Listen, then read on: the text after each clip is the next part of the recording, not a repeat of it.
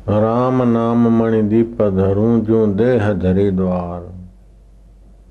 तुलसी भीतर बाहरूं जो चाहत उजियार। भगवान का नाम अपने अंतःकरण को भी पावन करता, वातावरण में भी पवित्रता लाता है। और भगवान नाम के साथ अगर भगवत प्रार्थना की जाए तो प्रार्थना में क्या होता है कि मेरे को बेटा दे दो, मेरे को ये दे दो, ये तो ऊंची बात नहीं है, बहुत हलकट बात। भगवत नाम के साथ भगवत प्रार्थना की जाए तो भगवान कैसे हैं, तो भगवान कैसे, तो उसमें जो साकार उपासक हैं, प्रारंभिक उपासक हैं कि भगवान आप चतुर्भुजी हैं, आप शंखधारी हैं, आप शांतकार हैं, आप मेघवर्ण हैं, आप गगन सदृश हैं, आप लक्ष्मीकांत हैं, आपके सपटी कैसा है, आपके मुंडों की माला है, आपको नागराज है, आप डमरूधारी हैं, आप त्रिशूलधारी हैं। ये प्रार्थना है तो शिव जी की, विष्णु जी की, लेकिन विष्णु के वास्तविक स्वरूप की नहीं। विष्णु जी की और शिव जी की धीरे धीरे वास्तविक स्वरूप की होती है प्रार्थना। कि हे सच्चिदानंद स्वरूप, हे सर्वेश्वर, हे ब्रह्म स्वरूप, हे परमेश्वर, हे ईश्वरों के ईश्वर, महादेव, देवादिदेव, सभी देवों का अधिष्ठान, सभी ईश्वरों का ईश्वरी देने वाले आत्मदेव परमात्मा शिव, तो ये भगवान की वास्तविक महिमा। ऐसे विष्णु भगवान की जले विष्णु, थले विष्णु, विष्णु पर्वत मस्तके ज्वालामाला, कुले विष्णु, सर्व विष्णु मही जगत्र। आप जल थल में हैं, आप ईश्वरों के ईश्वर हैं। तो आप जब भागवत पढ़ेंगे तो उसमें भगवान कृष्ण की स्तुति करते हैं ब्रह्मा जी। तो आप अनादि अनंत हैं, आप ईश्वरों के ईश्वर है, सृष्टि की उत्पत्ति स्थिति और प्रलय आप ही से होता है। तो सब तो बोलते ब्रह्मा जी सृष्टि करते हैं, लेकिन ब्रह्मा जी बोलते प्रभु आपको नहीं जानते इसलिए लोग मेरा नाम लेते, वास्तव में आप। तो ये भगवान का शुद्ध स्वरूप का वर्णन है। मायावी स्वरूप में नन्हे मुन्ने और कहाँ सृष्टि करते हैं, पालन और संहार, लेकिन वो भगवान का वास्तविक स्वरूप का वर्णन करते। जैसे शिव जी का शिव पुराण पढ़ोगे तो शिव जी की उपासना करने वाले भगवान नारायण वो शिव जी पर कमल चढ़ाते थे, तो सहस्त्र कमल दल चढ़ाते थे। एक बार शिव जी ने परीक्षार्थ एक कमल हरण कर लिया, तो अपना नियम निष्ठा में शिव भक्ति में इतने विष्णु भगवान तत्पर कि अपना नेत्र भी तो कमल है, तो नेत्र निकाल कर शिव जी को चढ़ा लगे, तो शिव जी प्रकट हो गए और सुदर्शन, श्रेष्ठ दर्शन की दृष्टि दी, ज्ञान दिया, अथवा तो सुदर्शन चक्र भेंट में दिया प्रसाद। भगवान नारायण के पास सुदर्शन दिया हुआ है शिव जी का, लेकिन वही नारायण जब कृष्ण होकर आते हैं तो शिव जी कैलाश पर्वत से चला महादेव आन खड़ा वो गोकुल में। माई अपने बालक का मुखड़ा दिखा दे, जोगी मांगे ये भिक्षा में। तो शिव जी कृष्ण को प्रणाम करते हैं, शिव जी राम जी के दर्शन करने आते हैं। तो राम जी शिव जी का सेतुबंध रामेश्वर की स्थापना करते हैं, तो साधारण बुद्धि के आदमी चकित हो जाएंगे कि अब कौन बड़ा, भगवान राम बड़े क्यों, तो शिव जी की उपासना करते, तो भगवान शिव बड़े कि वो तो कृष्ण के दर्शन करने जाते, तो कृष्ण बड़े कि कृष्ण तो संदीपनी गुरु के आगे में जाते।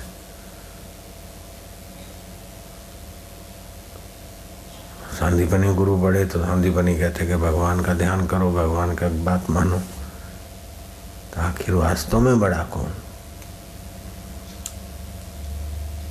गरुड़ पुराण पढ़ोगे तो ये लगेगा कि गरुड़ और भगवान नारायण के बीच युद्ध हुआ था, और गरुड़ का पराक्रम देख के भगवान नारायण प्रसन्न हो गए। तो गरुड़ को कहा तुम कुछ दे सकते हो? बोले हाँ। बोलो मांग लो। बोले तुम मेरे पास रहो मेरी सेवा में। बोले अच्छा वरदान दिया। तो गरुड़ की महिमा है। विष्णु पुराण पढ़ोगे तो भगवान विष्णु की महिमा है, शिव पुराण पढ़ोगे तो शिव जी बड़े हैं और बाकी सब देव उनके आशीर्वाद कृपा पाते हैं। देवी भागवत पढ़ोगे तो ब्रह्मा विष्णु महेश सब देवी के अधीन है। देवी की कृपा से आदि शक्ति से सब शक्ति ले रहे हैं, ऐसा दिखेगा। तो ये सब ऐसा का रहस्य क्या है?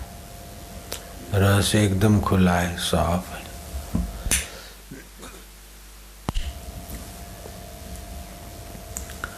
एक होता है कारण, दूसरा होता है कार्य। जैसे ये फूल है 5 भूतों का कार्य। इसमें पृथ्वी जल तेज वायु आकाश 5 भूत है। तो कारण है 5 भूत, कार्य है पुष्प। कारण है 5 भूत, कार्य है शरीर। लेकिन शरीर को और 5 भूतों को सत्ता देने वाला परब्रह्म परमात्मा है कारण, और शरीर है उसका कार्य। तो जब किसी देव की उपासना करते हैं तो उसके कार्य रूप शरीर की उपासना नहीं होती। शरीर तो निमित्त होता है। शरीर में छुपे हुए सच्चिदानंद परमात्मा कारण की उपासना होती है। जैसे गुरु ब्रह्मा है, गुरु विष्णु है, तो ब्रह्मा में जो सत्ता है वो गुरु चेतन है, जो विष्णु में सत्ता है वो गुरु है, जो शिव जी में सत्ता है वो गुरु है। और इन सब आकृतियों के बाद भी गुरु साक्षात परब्रह्म। तो गुरु को परब्रह्म रूप में भजने से गुरु का ज्ञान होगा कि बेटा तू भी वही है, तत्वमसि। तो अपने परब्रह्म परमात्मा का ज्ञान होगा।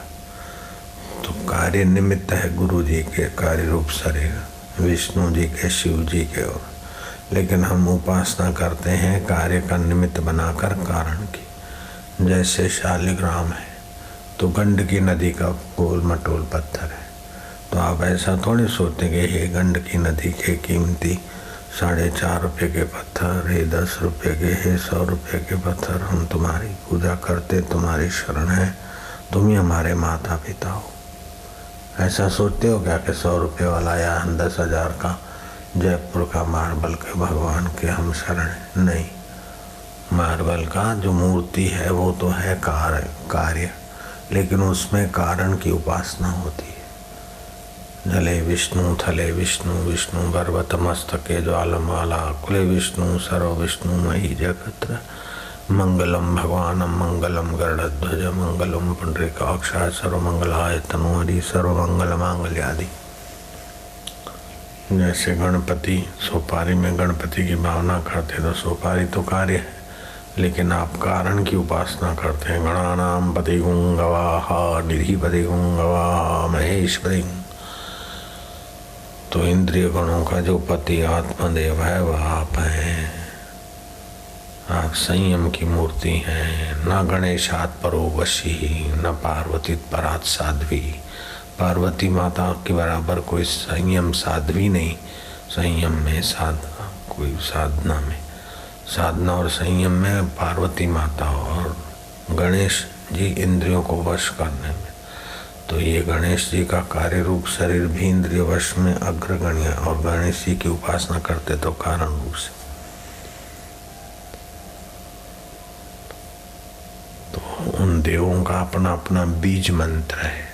तो बीज मंत्र हमारे शरीर के स्थूल नहीं सूक्ष्म और कारण अवयवों पर ऐसे वाइब्रेशन, ऐसे आंदोलन पैदा करता है कि हमारे जो अंदर छुपा हुआ सृष्टि का कारण तत्व है उसकी ऊर्जा हमारे मन में, बुद्धि में और अन्य अवयवों में आती है।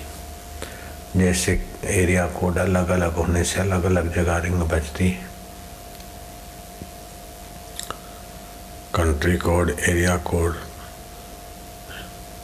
026 तो सूरत, और 079 तो अहमदाबाद हो जाएगा, और 011 तो दिल्ली हो जाएगा। खाली इतना ही हेर फेर में। ऐसे ही इन देवताओं के मंत्र हैं, और ये देवता अपने अपने विभाग के अधिष्ठाता भी हैं। तो पितरों को तृप्त करना है अथवा ब्रह्मचर्य व्रत में आगे बढ़ना है तो संयम में, ब्रह्मचर्य में आगे, एकदम आगे पितर लोक के अर्य महादेव, तो ओम अर्यमाय नमः, ओम अर्यमाय नमः, क्योंकि संयम में आप बहुत सफल हुए। तो अब अर्यमाय नमः, तो अर्यमाय देव अभी हमारे सामने तो नहीं है, लेकिन उनके नाम का मंत्र है, वो जपने से हमारे अंदर वह संयम की धारा चलेगी। और हमने उसका प्रयोग भी किया, इस पवित्र मंत्र का जप किया, तो विकारी वातावरण में होते हुए भी शरीर की शक्ति का नाश नहीं होता। अब देखें होता है कि नहीं, तो ये संदेह होगा तो होगा, बाकी आप श्रद्धा से, दृढ़ता से जपें तो संयम में मदद करेगा। ऐसे ही गम उच्चारण करो तो बीज मंत्र है गणपति का, गम गणपतये नमः, गम गणपतये नमः, तो गम बीज मंत्र है। तो ज्ञान तंतुओं को संयम और ओज में, बुद्धि शक्ति में मदद मिलती है। ऐसे ही श्री कृष्ण का है तो क्लीम कृष्णाय नमः, तो क्लीम बीज मंत्र है, एरिया कोड अपना अपना। तो शिव जी का है ओम नमः शिवाय, विष्णु जी का है ओम नमो भगवते, तो ओम बीज मंत्र है। तो ये बड़ी ऊंची जांच, ऊंची खोज है। तो भगवान नाम मंत्र, अब जिसकी भावना विशेष है तो भगवान के, कृष्ण के, राम की उपासना करे। जिसमें पृथ्वी तत्व विशेष है वो शिव जी की उपासना करे। जिसमें जिस शक्ति की आवश्यकता है वो देवी भगवती की उपासना करे। तो इन उपास्य देवों के त्यौहार, तिथियां भी विशेष लाभदायी होती। जैसे आरोग्य के लिए उपासना करनी है तो भगवान सूर्य की उपासना करो, और रविवार के दिन, औरों दिन में तो ठीक है उपास्य देव की उपासना की जाती, लेकिन रविवार को सूर्य की उपासना विशेष फलदायी। सोमवार को भगवान विष्णु की, मंगल को हनुमान जी की, बुधवार को देवी की, गुरुवार को गुरुदेव की, शुक्रवार को कोई भगवती, शनिवार को हनुमान की। तो इस प्रकार अपने अपने उन वारों के देव भी विशेष प्रसन्न होते। ऐसे उन देवताओं के लिए फूल भी, जैसे हनुमान जी है तो आंकड़े के फूल, शिव जी है तो धतूरे के फूल, भगवान विष्णु है तो ये शिव जी, भगवान विष्णु है तो ये गुलाब है, मोगरा है, श्वेत फूल है आदि सत्व प्रधान देवता है। लेकिन विष्णु जी है तो बिली पत्र, शिव जी है तो बिली पत्र। तो इन बिली पत्रों को आप ले जाते हैं और मंदिर में रहते हैं तो उनके श्वासोश्वास से आपके वायु प्रकोपित दोष शमन होता है। और वो शिवरात्रि सावन महीने में उसका विशेष महत्व, कि सावन महीने में आपको वायु का प्रकोप विशेष होता है, तो बिली पत्र की उपासना सावन में विशेष की जाती। तो आपके शरीर को और मन को ख्याल में रखते हुए आपके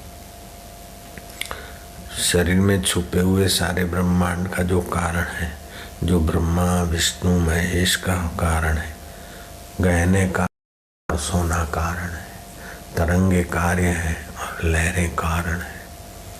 ये चीज वस्तुएं कार्य हैं, पांच भूत इनमें कारण है, लेकिन पांच भूत का कारण तो वो परमात्मा ही है, ब्रह्म। तो अलग अलग देवताओं के अलग अलग ग्रंथ में उनको कार्य रूप से पूजा गया है और दूसरे को कारण रूप में मनाया गया। कैलाश पर्वत से चले महादेव आन खड़े वो कुकल में, तो महादेव छोटे नहीं हो गए, लेकिन भगवान कृष्ण की विशेष भक्ति में वे उनको ध्यान रहे, प्रीति रहे, इसलिए शिव जी कार्य रूप में दिखाए गए, दर्शन करना चाहते। और शिव जी प्रार्थना करते हैं, आप परात्पर ब्रह्म हो, आप सर्वेश्वर हो, आप परमेश्वर हो, बालक रूप ले आए हो प्रभु। आप ही से सृष्टि की उत्पत्ति होती है, आप ही के से प्रलय होता है, आप ही से पालन होता है, आप सब कुछ करते हुए अकर्ता हो। तो इस प्रकार की जो शास्त्रों में भगवान की विशेष प्रार्थनाएं हैं, वो प्रार्थनाएं गाने से आपके हृदय के भगवत स्वभाव की जागृति हो जाएगी। ऐसा नहीं कि भगवान दीनबंधु दीनानाथ मेरी डोरी दे हाथ, मेरा लड़का पास हो जाए, पड़ोसी की टांग टूट जाए, तो तिकड़मबाजी है। अरे भगवान कोर्ट में केस जीत जाऊँ, ये प्रार्थना का मतलब ये नहीं है। प्रार्थना का मतलब है कि आप कार्य रूप में शरीर है, मन बुद्धि कार्य कर रहे हैं, लेकिन कार्य को सत्ता तो कारण से ही आती है। जैसे फूलों को सुगंध तो पृथ्वी आदि से आई, तुलसी की गंध और उसकी योग्यता कारण से आई, तो ऐसे ही आपके मन बुद्धि को सबको कारण से मिलता। तो उसका उपासना में प्रार्थना में कारण की महिमा गाते आपका मन कारण के करीब जाता है, तो प्रार्थना फलित होती, प्रार्थना में बल आता है। जैसे कार्य करने वाले लाइट के इंस्ट्रूमेंट है, लेकिन कारण तो पावर हाउस के निगेटिव पॉजिटिव वेव्स हैं। ऐसे ही आप भगवान नाम और भगवत स्वभाव का वर्णन करते शांत हो जाए, तो आपके अंतःकरण में वो कार्य साफल्य और ज्ञान प्राप्त ये गुण विकसित होंगे। तो ये भगवान आप सच्चिदानंद हैं, आप चैतन्य हैं, आपका वर्णन नहीं है, आप गुणातीत है, आप कालातीत है, आप देशातीत है, और फिर भी सारे गुणों में तुम्हारी सत्ता है। सारे काल के अधिष्ठान आप ही हो, सारे सृष्टि का आधार आप ही हो, यही सर्वाधार में तुम्हारी शरण हो। तो आप शांत हो गए। तो सर्वाधार में जैसे बिलोरी कांच आपने स्थिर किया तो सूर्य के दाहक शक्ति आई, ऐसे सर्वाधार में तो सर्वशक्ति है। तो फिर जज की मति बदल गई, हम वकील को अच्छा सूझ गया, आप केस में सफल हो गए, अथवा रोग मिटाने की उसको आइडिया आ गई वैद्य को, डॉक्टर को, और आपको खान पान की सदप्रेरणा मिल गई। मेरी तबीयत एकदम चट हो गई थी, डॉक्टरों के बश का नहीं रहा था, बहुत सारे इंजेक्शन एक साथ शरीर में मारते, एक हॉल कर दिया था, एक बड़ा ठीक मतलब बस दवाई डाली ऊपर शरीर में आ जाए, तो हॉल में ही कई इंजेक्शनें दे देते थे एक साथ। तो ऐसे ऐसे इंजेक्शन खतरनाक भारी के तोबा, या तो आदमी ऐसा हो गया था शरीर या तो मर जाए या तो आंखें चली जाए, कान चला जाए, पागल हो जाए आदमी। ऐसे ये डोज थे वो फालसी मलेरिया को मिटाने के लिए। कीटाणु इतने गहरे हो गए थे, उनका कसूर नहीं है, दुश्मनी से नहीं दिए बेचारों ने। वो एकदम केस ऐसे ही हो गया था। तो फिर शरीर हुआ कि अब तो शरीर नहीं टिकेगा, तो फिर हम कमरे में चले गए। रात को 12-1 बजा होगा, 1 सेकंड भी हम बैठ नहीं सके, सो नहीं सके, ऐसा छटपटा है। मछली भी क्या छटपटा है, ऐसी हालत हो गई थी, बैठ भी नहीं सके। कुर्सी है, बैठे तो बैठे में, चल लें, सोए, लेटे, बस ऐसा हो गया था हालत। तो फिर तो मैं पूछूं क्या करता है तो हंसी आ जाती थी, क्या करता है, तो मैं कारण में आ जाता था, मैं आत्मा हूँ, ये शरीर तो क्या करता है, तो खुशी हो जाती थी उससे। और फिर थोड़े बैठे तो शरीर की पीड़ा, पित्त अति हो गया था, जॉन्डस हो गया था, किडनी चट हो रही है, लीवर चट हो रहा है, पाचन तंत्र चट हो रहा है, सब ऐसे ऐसे डोज थे कि बस। और कई दिनों का बुखार छुपा हुआ और जहरी बुखार, फिर दूध पीते और पता ही नहीं चला कि जहरी बुखार।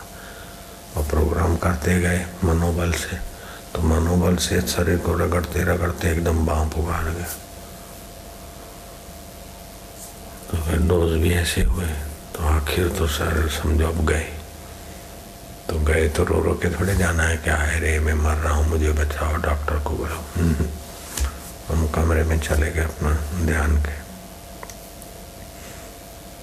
शांत हो गए। बोला आप देखो शरीर लेना है तो फिर ले लो और रखना है तो तुम ही करो सब, डॉक्टरों को बस का तो नहीं है। लेना है तो चलो, व्यापक तुम्हारे में एक हो रहे, तुम व्यापक ब्रह्म हो, ये ब्रह्म में अपना जो तुम्हारी मर्जी। तो तुम कैसे हो ये तो पता था, गुरु जी की कृपा थी, तो उसी में मन को लगा। तो फिर नहीं अभी तो रहना है, तो रहना है तो तुम वैद्य बन जाओ। तो फिर उसी की प्रेरणा से जो खान पान, तो अभी तुम वैद्यराज बन गए खुद ही। अब तो उस बीमारी के बाद तो कई ऐसे आविष्कार निकले कि कईयों को सलाह देता हूँ और फायदा हो जाता। मैं तुमको चरण पिया करो, तुम ये करा करो, तुम ये करा करो, तुम ये करा करो। तो मानो वो अंतर्यामी ने ऐसी प्रेरणा दी है, तो अभी तो स्वास्थ्य रहता है अच्छा। और पहले से ही थोड़ी 58 साल में बुढ़ापा और 63-62 साल में जवानी की खबरें आ रही शरीर से। तो क्योंकि तंदुरुस्ती का भी तो कारण वही है, रोग प्रतिकारक शक्ति भी वहीं से आती है। डॉक्टरों की खोज का भी तो मूल कारण वही है, विज्ञानियों की खोज का मूल कारण वही है। ऋषियों के अंतःकरण में जो दिव्य ज्ञान आता है उसका भी वही कारण है।